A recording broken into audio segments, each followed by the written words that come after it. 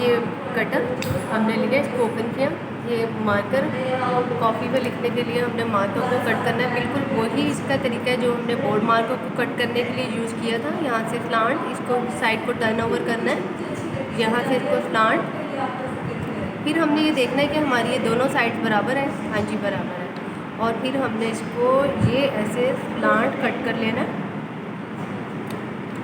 यहाँ से हमने इसको स्लांट कट किया, इसको ऐसे नीचे किसी चीज़ पर रखकर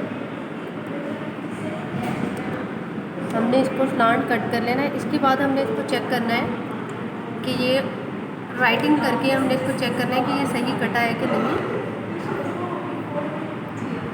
अब हम इसको देखते हैं चेक करके कि ये हमारा सही कट हुआ,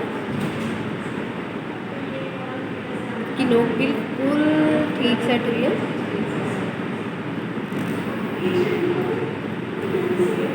ये दूसरा मार्कर है जो हमने कट किया, बिल्कुल वही स्टाइल।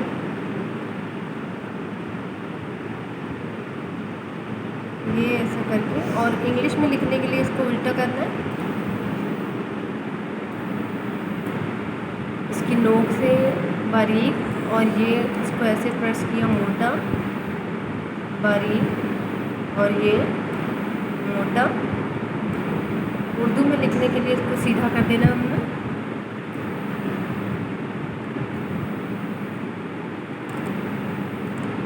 आई होप आपको वीडियो पसंद आई होगी। शेयर करें, लाइक करें और सब्सक्राइब माई चैनल।